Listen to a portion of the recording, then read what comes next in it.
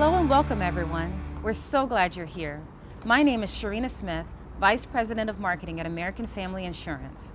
I would like to thank you for joining us for this highly anticipated event. Here at American Family, we believe communities are stronger and the future is brighter when people are actively pursuing their dreams. That's why we created DreamBank, an inspirational community destination and virtual experience dedicated to supporting dreamers everywhere. Today, we are honored to bring together two individuals that have fearlessly led teams to victory and are approaching monumental moments in their dream journey. I'm pleased to welcome baseball icon and Hall of Fame inductee Derek Jeter and American Family Insurance CEO Jack Salzwedel. Derek Jeter is an award-winning baseball legend whose 20-year career at shortstop has not only broken baseball records, but served as the inspiration for his team to dream and achieve as champions.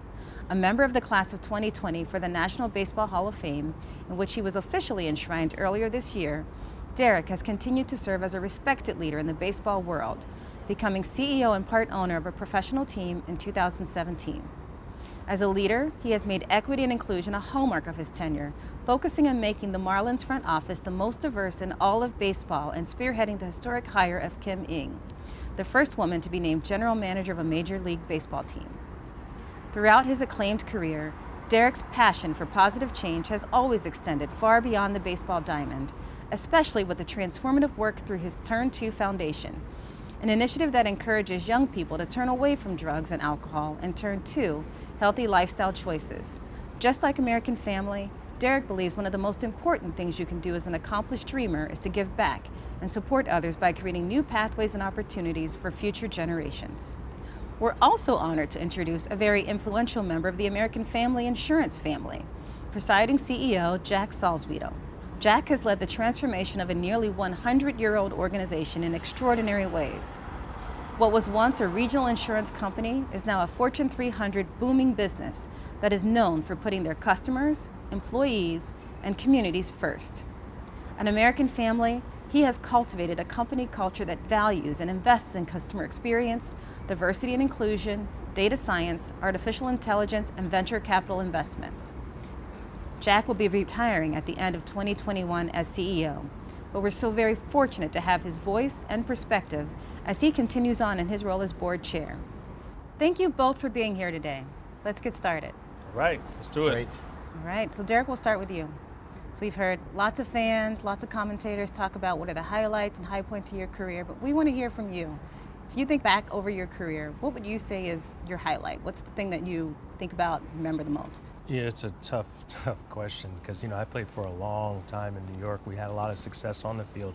When I think about probably one of the highlights or thing that stands out the most for me is when they retired my number, or actually it wasn't the number retirement, they had a ceremony for me my last year when I was playing. And obviously that's a celebration of what you're able to accomplish on the field during your career. But there was a moment during that ceremony when out of center field came all of the kids from my leadership program and my foundation.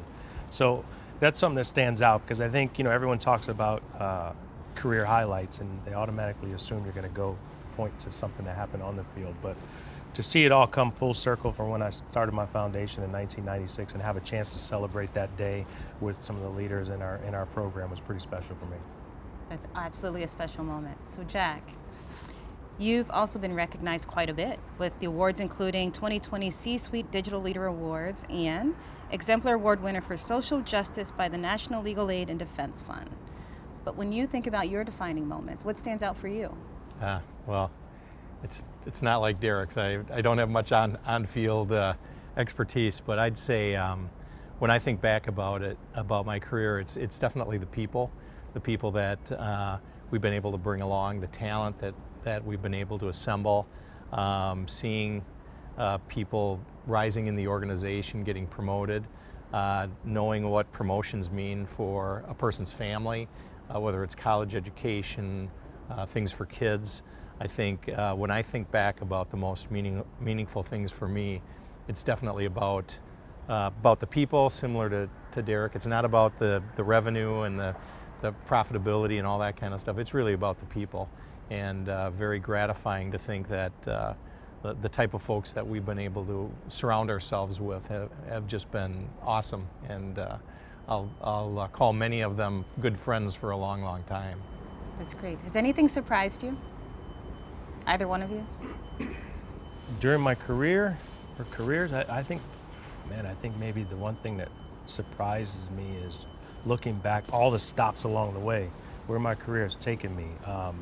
Whether my playing career, Tampa, Florida, Columbus, Ohio, Albany, New York, Greensboro, North Carolina, playing with guys from the Dominican Republic, Venezuela, Cuba. I mean, going to all these different countries and meeting people. So I think that was a little bit of a surprise, because I think when you're younger, you have a dream, and your dream is the only part that you dream about is on the field. But I think where my career has taken me has been quite a surprise. I would totally agree with that. I mean, starting out, I didn't think there'd be a chance that I would be in the position that I'm in right now, and thinking about all the steps along the way, the people you've met, the places you've gone, has been just surprising and gratifying. I think from a company standpoint, I've been surprised at the ability of our organization to really flex. When you try to insert a lot of change into an environment, a culture, an organization, a lot of times you're worried about, will people see it? Will they get it? Will they be able to move forward? And worried about, does it press the organization so far that you cause damage to it? And I've really been surprised that through all the changes and the things that we've done, that the organization's been able to flex and bend and kind of go along with it, give us some time to see if it works, and then actually see that it's paying off. So I'd say that's been a big surprise for me. Great. So let's talk a little bit about challenges. So we know that in order to be a champion, you have to overcome challenges. There's no success without some grit. Can you tell us about challenges that you've overcome, and how you overcame those challenges? Well, I guess I can start. I think last year is a perfect example of dealing with major challenges. For us, it was a pandemic that hit the organization, sending everybody home, and within a couple of weeks having 14,000 people up and running and productive. We had an economic situation last year that was just terrible, and then it turned around. We had racial issues as a country, and we're not immune to that. And so I think thinking about challenges over my career, I think last year is probably the most challenging that I've seen as a leader. And like anything else, it's so great to see people and their ability to take those challenges and overcome them, have a goal in mind. And so for me, it was last year. It was dealing with the pandemic and knowing that at the end of the day, we had a tremendous year last year. My second act, I would echo exactly what he just said. But I think for going back to my career, I think one of the biggest challenges is dealing with failure, and publicly dealing with failure and dealing with criticism. That's something that you have to learn to deal with. So I think, as a player coming up, I play a game of failure where you're going to fail more than you succeed, and then actually having people critique it and criticize it, and it being public and people reading about it and talking about it and bringing it up is something I think that you have to learn to deal with, because I really don't think there's any way you can prepare for yourself for it. You just have to experience it. And I think that was probably one of the most difficult things to deal with early on. And what advice would you give young people who are struggling with that? I mean, because I think there's a lot of things that happen in social media, a lot of exposure that we didn't have when we were growing up. I know. What advice would you give? I would say just block out the noise. I didn't pay much attention to it. Criticism, as my career went on, didn't bother me. I tended not to read it, not to listen to it, not to hear it, because, I think once it enters your mind, it's only bad things can happen. So I'm a firm believer. Jack knows this in golf. The last thing you think is the first thing you do. You're out there, don't hit it left, you hit it left. Right. And I think it's the same thing when you're trying to perform. If you're having your mind a negative thought, that's what's going to happen. So I think you just try to block out the noise. You started that answer talking about your Act 2. So I'm going to talk a little bit about Act 2 for both of you. We know that Jack has a really exciting pivot and transition coming up in your career with retirement coming. So I'll pose it to both of you. First question is for you, Jack, and how are you thinking about your Act 2? And then we'll follow up with you, Derek, to say, what advice would you give him as he's going into his act two, as we know you're already in your act two? Yeah, so I've been around people who have started their act two, Derek being one of them, other folks that have been important in my life. And so I've had the opportunity to kind of see people pivot from a position, something they've done for a long time, something they've had success in, and start something different. Going from a player to a CEO of a ball club, you probably get the same criticism as a CEO or more than you did as a player. And so it is about kind of mapping out what you want to do. And so I've been thinking a lot about the second mountain or the second half, about what does this mean, and I got to say I don't quite know at this point. We were talking about that a little bit earlier, but I'm going to take a little time after the first of the year, and I'm going to try to weigh some opportunities and things that seem important to me and to my family, and then try to step back and charge forward in maybe a different direction with some things that maybe are more personal in nature and lead me down a different path. I have a granddaughter now, so I want to spend some time with her, and her life is important to me, and so there's things like that I'll be spending a lot of time thinking about and then hopefully acting on. Yeah, I mean, who am I to give advice, right? But the only advice I would give, which I told Jack a little while ago, was take as much time as needed before you jump right into your second act, because, especially your career, I mean, it's been nonstop for years and years and years. So you need an opportunity to take a break and to sort of recalibrate. And then once you find the thing that you're passionate about, it's similar. I mean, it's all about people and building teams, and whether you're on the field, you're in the front office, or you're running AFI, I mean, it's all about the people that you put in place. So once you find that second passion, then the work comes easy, and you'll know when the right time is. That's great. Both of you talked a lot about community. You've talked about the people that you have an impact on. You've talked about giving back. It makes me think of a phrase, to he who much is given, much is required. And as I listen to both of you talk, it seems like it's a mantra that you both live by and lead by. And so we would just love to understand what drew you to that. Like, what is it about giving back?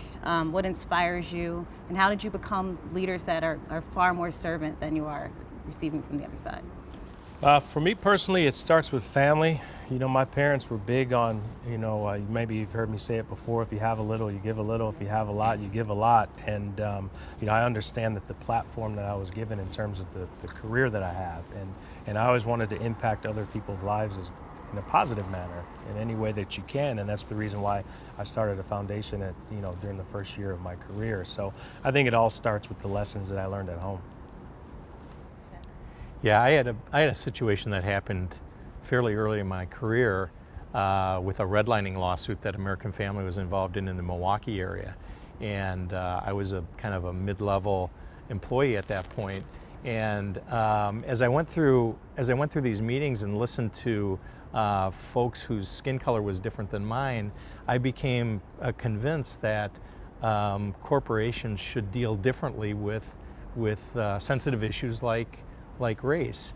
And at that point, I said to myself, if it was one of those, if I ever get to run this company, I'm going to remember this. And that's been something for me that has been a moment that kind of changed me in terms of my thinking, my thought process around how to be a leader. The courage that you have as a leader to take stands that might not be popular with individuals.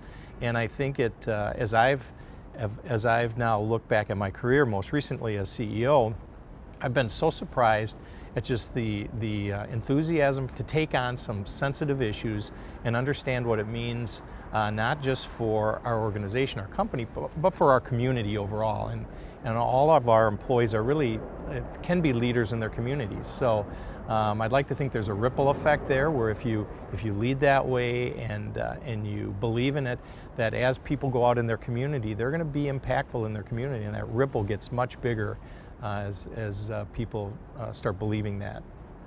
That's awesome. Well, you're both still creating impact. You're both making change. You're both still continuing to build your legacy. But as you think about your legacy and what you would like it to be, and to put it in one sentence, what would it be? Ooh. Oh, that's a good question. I think One As one mu- sentence. Yeah, Huh? as much as you'd want to be able to put your legacy in one sentence, ultimately it's up to other people to decide what your legacy is. And I think, you talk about on the field, you want to have a legacy on the field for your playing career, but more importantly, I think it's just the impact that you can have on others. That's what I think your legacy is going to be. I mean, players come and go, right, over time, and people always remember the history of organizations, so you'll never be forgotten. But I think if you can have an impact on more people's lives off of the field, which I've tried to do, I think that's what your legacy is. I don't even know if that answered your question, but it wasn't one sentence. That's one sentence. Yeah. One long sentence. I've known Derek now for a while, and one of the things that I've been impressed with is kind of how I try to then view myself. I mean, you want to be a good sibling to your brothers and sisters. You want to be a good son to your parents, which I know you are in both those areas. I mean, you want to give it all on the field. When you're playing, when you're working, you want to be able to give it all. You want to be a good friend. You want to be a good spouse. You want to be a good father, and then you want to be good at work. You want to be, really perform at work. And so, for me, it's all about keeping all of that in perspective and kind of the balance around that, which is so hard to do. Derek's been able to do it in every stop along the way. Not forgetting friends, not forgetting family. And there's a lot of people that reach the pinnacle that lose their way. And so it's that balance of staying true to yourself in those things that kind of got you to where you are, that I think Derek has done so well. And I've tried to, as I've seen people around me that I think are successful, I've tried to kind of emulate that myself. So I hope that, if I talk to friends and family, that they would agree with that. But I think that's something that I've seen from the way Derek operates. So, and I think everybody would agree with that, Jack. So as we think about, you talked about your granddaughter, Derek, you have 2 young daughters. As you look back over your career and the things that you have learned, what do you want to teach them? Like, what would you want to know that you instilled in your daughter, your granddaughters, your children? What I want to teach them is, set your goals high. I think, I had high goals. I reached for the stars when I was younger, and anytime you do that, you have a lot of people that tell you you can't achieve those goals, right?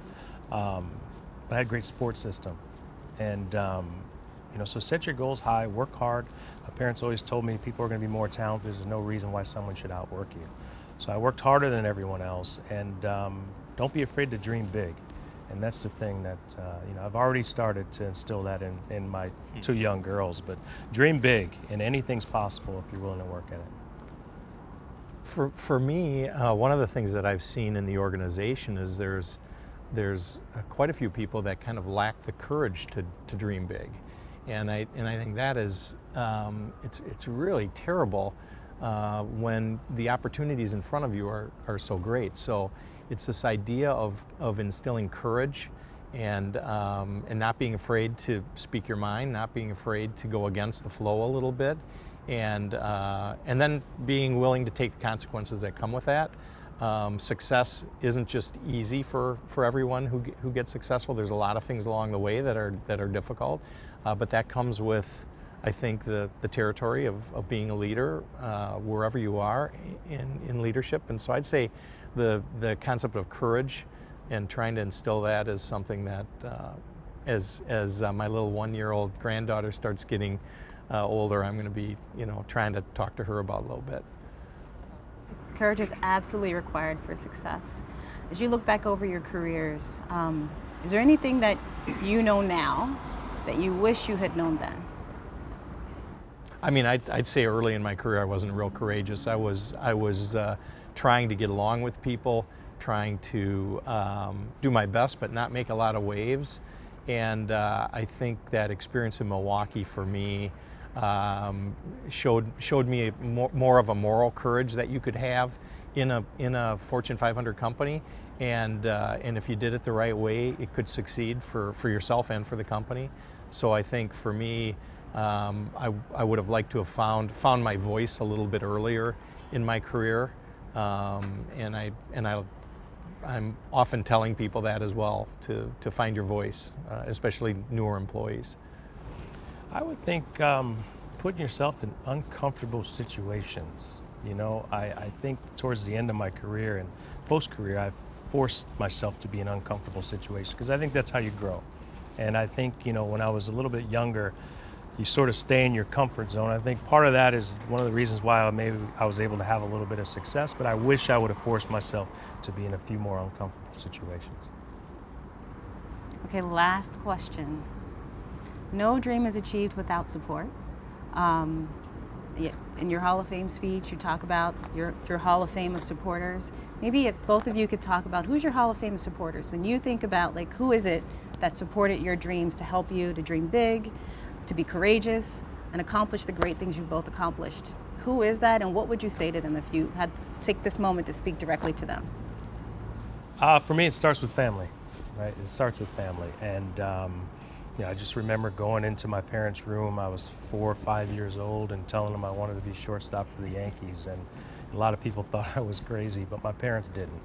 And you remember that when you grow up. And you know, there's so many people that helped along the way, but you know, it's impossible for me to name everyone. You know, even my Hall of Fame speech, I said it's impossible for me to name everyone, but you reach out to everyone individually and you thank them for all the help along the way. What I've tried to do is surround myself with people who are going to be honest with me. They're going to tell me when I'm doing right, but more importantly, they're going to tell me when I'm doing wrong. And that's how you're going to be able to have success. And you got to have that close knit of family and friends that are there to support you. Well, you probably know I talk about having your own personal board of directors quite a bit, and that to me is the folks that have meant so much over the years. My father, my father-in-law, my mother, my siblings. It gets to that core family group who believes in you, but then it extends beyond that to people who I saw as coaches for me as I was starting in the organization. A guy named Joe Tisserand, who hired me initially in the field, has been just a huge supporter for me. Darnell Moore, the first African-American executive vice president with American Family, who hired me and taught me so much. Dave Anderson. So there's people along the way that have been just supplementing what my parents and my in-laws tried to instill in me early on as well, and they all make up my own personal board of directors for sure. That's great. Well, thank you. Thank you so much for sharing time with us today, sharing your stories, sharing your wisdom, and inspiring all of us in ways that we can dream bigger. Courage is required. I'm definitely taking that away from this conversation. We appreciate both of you being with us today and wishing both of you even more success as you continue your Act 2 and you start your Act 2, Jeff. Thank you. Thank you. Appreciate it. Thank you.